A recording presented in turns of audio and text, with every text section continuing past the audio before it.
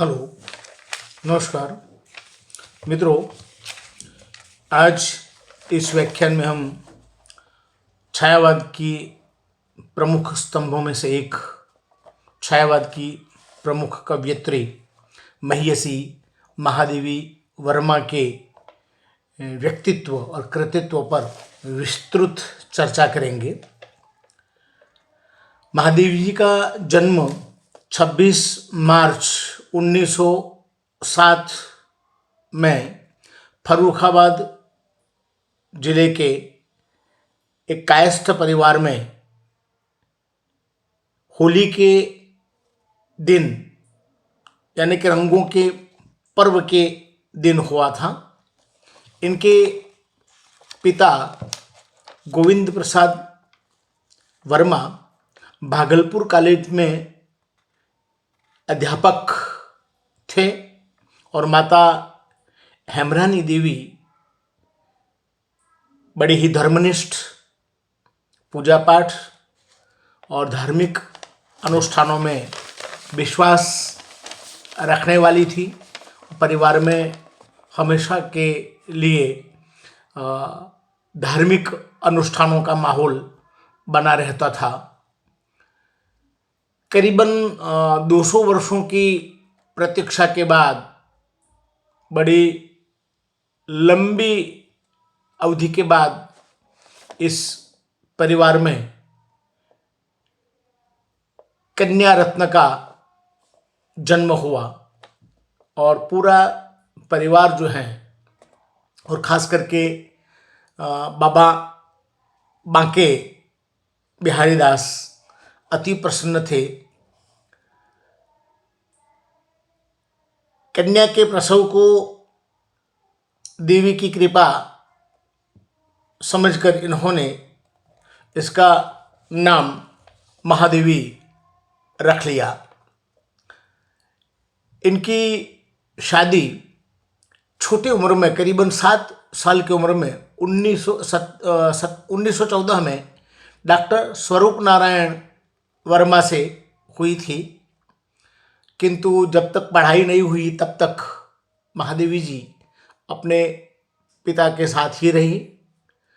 करीबन 17 साल की उम्र में पढ़ाई पूरी होने के पश्चात महादेवी जी अपने पति के घर गई, किंतु इनके नसीब में दाम्पत्य सुख जैसे कि लिखा ही नहीं था।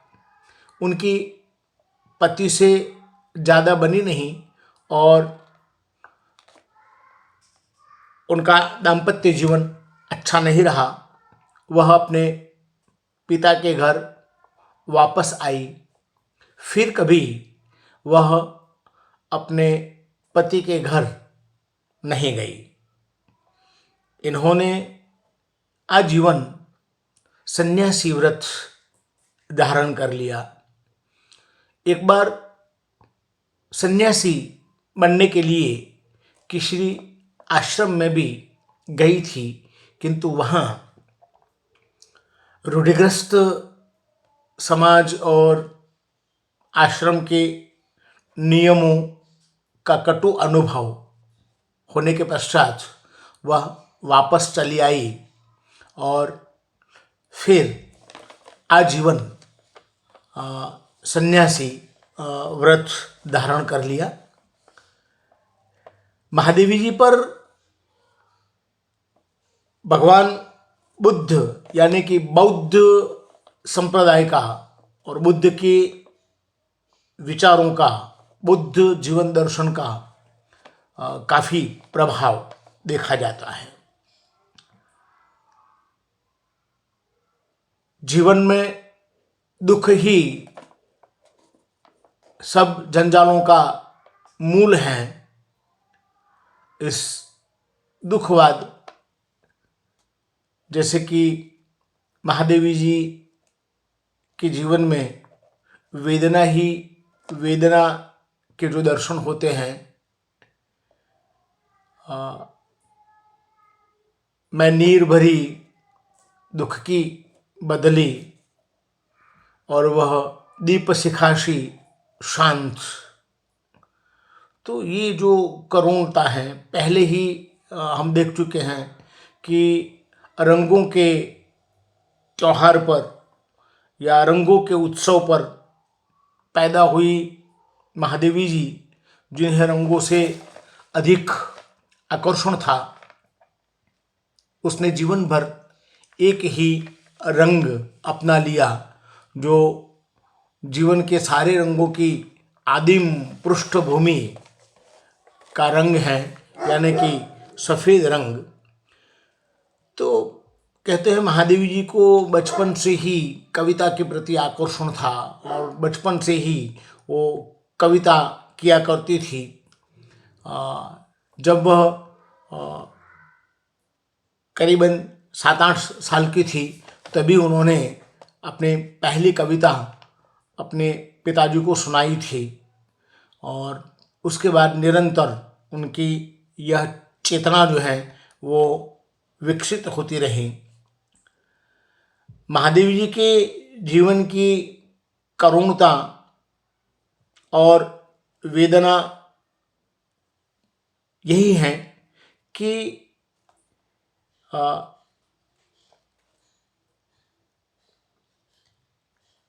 इनके जीवन में निरंतर जो मिलने वाली यातनाएं या वेदनाएं या आघात जो हैं, इन सबको वह सहती रही और फिर भी वह अपने जो है पथ से कभी विचलित नहीं हुई।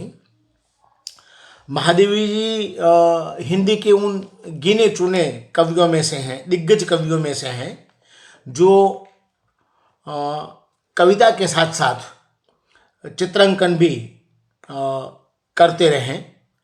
महादेवी जी के व्यक्तिगत जीवन पर कविंद्र रविंद्र और महात्मा गांधी तथा भगवान बुद्ध के बौद्ध दर्शन का भी जो है हमें द्रष्टव्य है।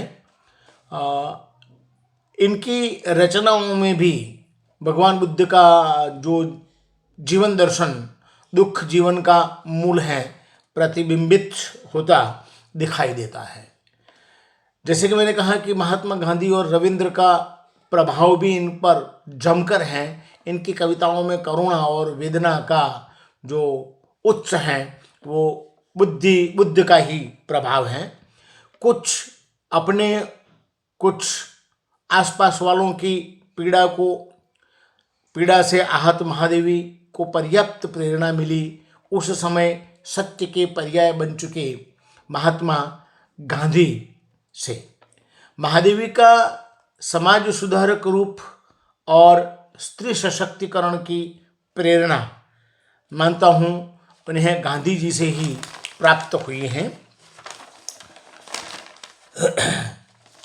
साहित्य के जरिए समाज और राष्ट्र को ऊपर उठाने की सलाह महात्मा गांधी जी ने ही महादेवी जी को दी थी। इन्होंने अपना पूरा जीवन साहित्य और समाज सेवा में, राष्ट्र कल्याण में बिता दिया, बिना अपने लिए कुछ मांगे, बिना अपने लिए कुछ चाहे। पशु पक्षियों के प्रति इतना प्यार, इतना गहरा था कि घर में कई प्रकार के पशु पक्षी पाले जाते थे। इनका नाम भी रखा जाता था, इन्हें लाड़ दुलार भी किया जाता था।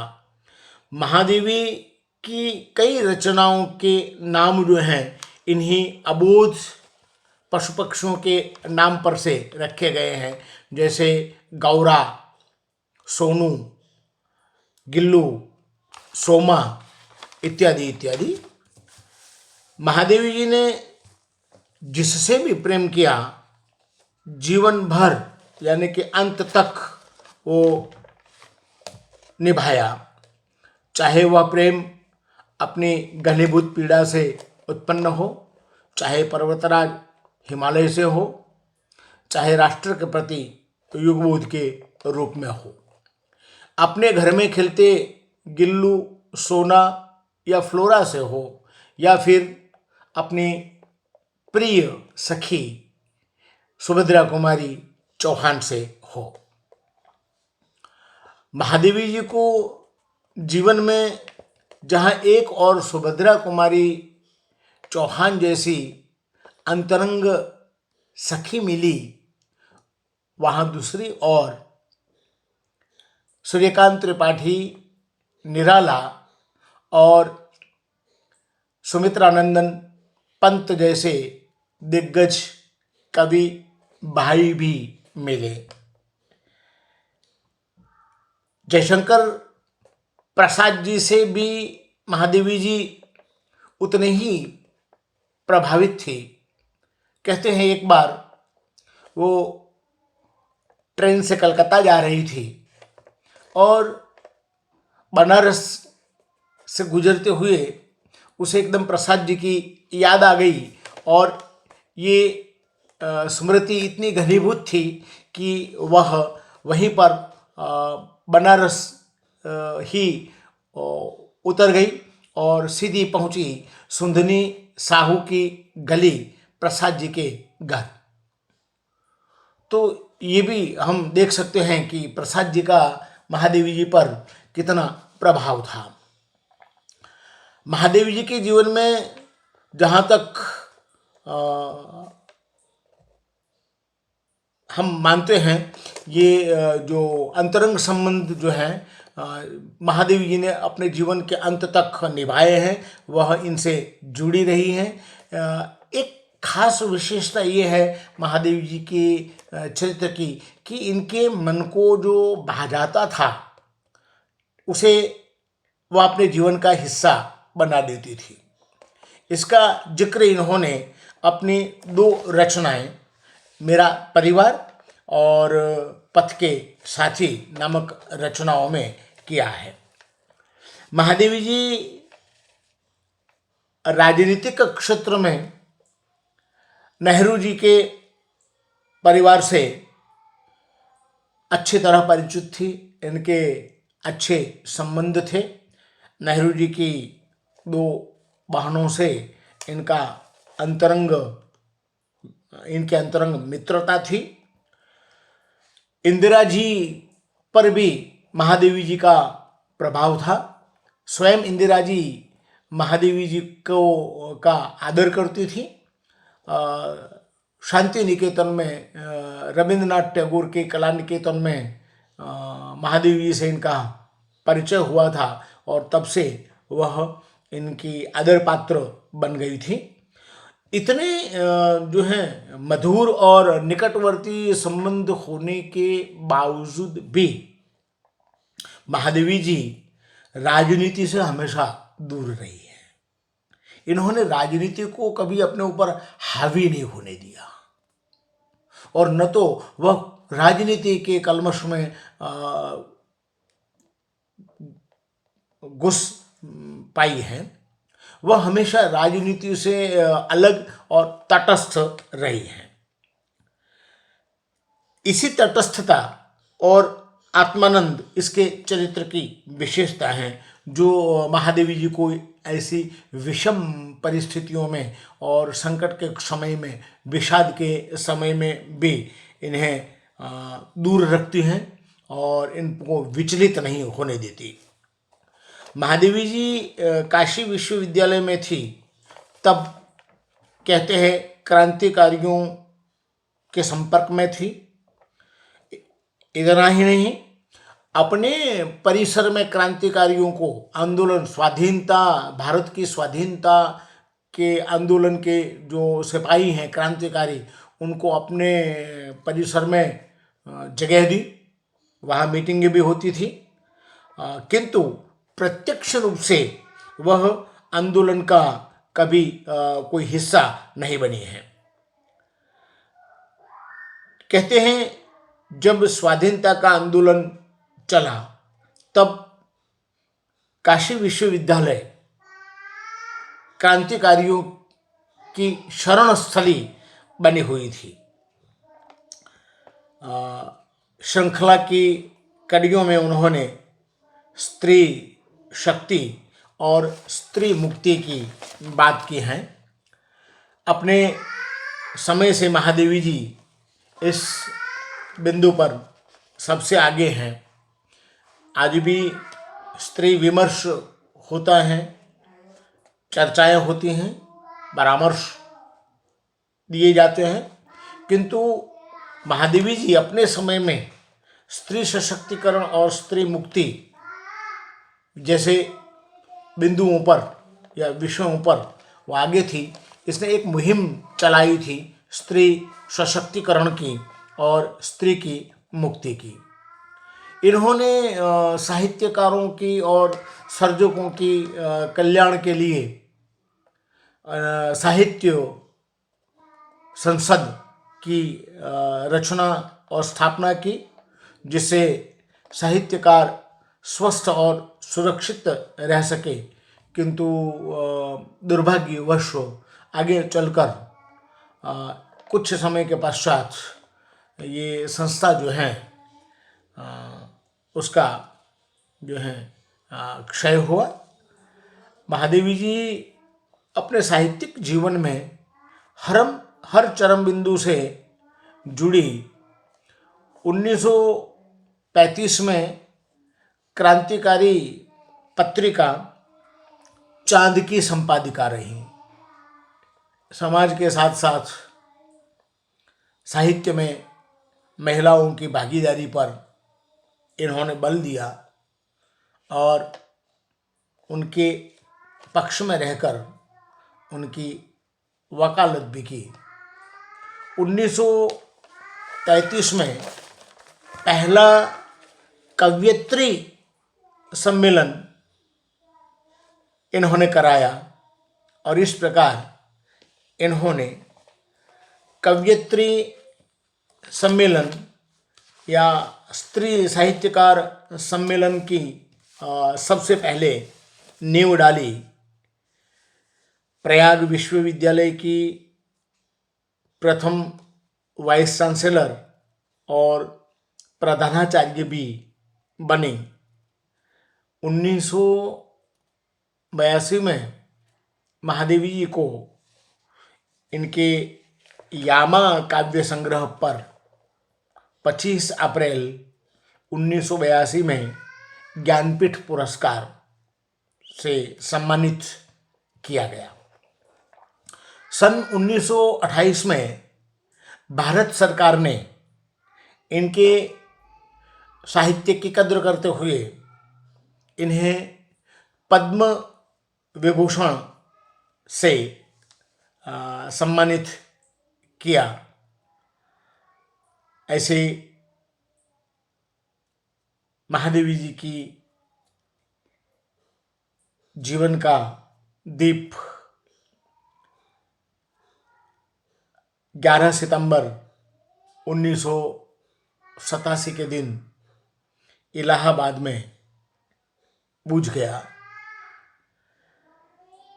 इनकी रचनाओं के बारे में देखें तो इनकी प्रारंभिक कविताओं की भाषा व्रज भाषा रही है, किंतु मैथिली शरण गुप्त जी के परिचय में आने के बाद महादेवी जी खड़ी बोली से अत्यधिक प्रभावित हुई और आगे चलकर खड़ी बोली को ही अपनी कविताओं का माध्यम बनाया है। इनकी गद्य रचनाओं में देखें तो इनके रेखा चित्र जो हैं उनमें अतीत के चलचित्र जो कि 1941 में रचे गए लिखे गए, और दूसरी जो रचना है वह स्मृति की रेखा है 1943। इनके संस्मरणों को देखें तो पथ के साथी 1956 और मेरा परिवार 1972 में प्रकाशित हुए हैं। इनकी निबंध रचनाओं को देखें तो श्रृंखला की कड़ियाँ सन 1942 और संकल्पिता 1969 में प्रकाशित हुआ। साहित्यकार की आस्था 1962 में प्रकाशित हुआ। इनके ललित निबंधों में क्षमदा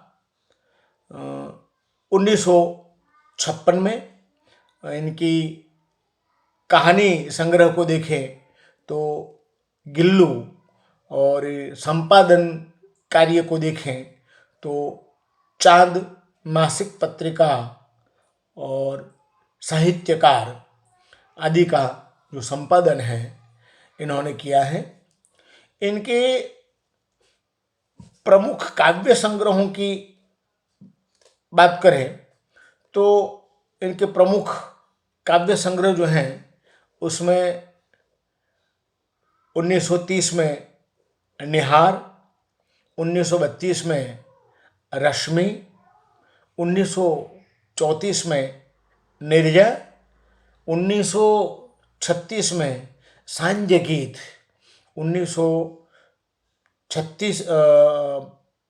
1942 में दीपशिखा, और 1974 में प्रथम आयाम, 1970 में अग्नि रेखा, और 1959 में अनुदित काव्य संग्रह सप्तवर्णा इत्यादि महादेवी जी की प्रमुख साहित्यिक रचनाएं जो हैं। इसके साथ एक अन्य जो सम्मान या पुरस्कार जो हैं, सक्सेरिया पुरस्कार निर्जा पर इन्हें मिला है 1934 में। 1943 में इन्हें मंगला प्रसाद पारितोषक मिला गया है, और हम कहेंगे कि साहित्य अकादमी की सदस्यता ग्रहण करने वाली ये प्रथम महियसी महिला का गौरव जो है महादेवी जी को दिया जाता है। तो ये जो कुछ हैं हमने इनकी रचना संसार पर, यानी कि महादेवी जी के कृतित्व पर हमने दृष्टिपात किया।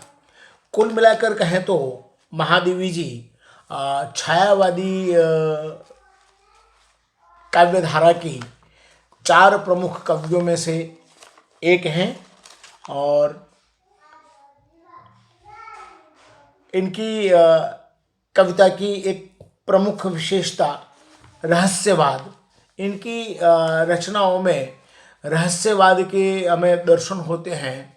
गूढ़ आध्यात्मिकता और ईश्वरीय तत्व, और खास करके प्रकृति के माध्यम से प्राकृतिक बिंबों को लेकर इसमें ईश्वरीय तत्व की अनुभूति या जो है अनुभूति करना, ये महादेव जी की कविता की एक मूल जो है विशेषता मानी जाती है। तो इस प्रकार आज जो है हमने महादेवी जी के व्यक्तित्व और कृतित्व के बारे में विचार किया है।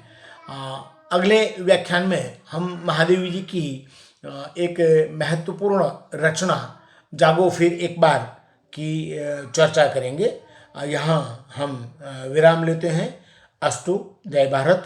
जय जय गरवी गुजरात। धन्यवाद।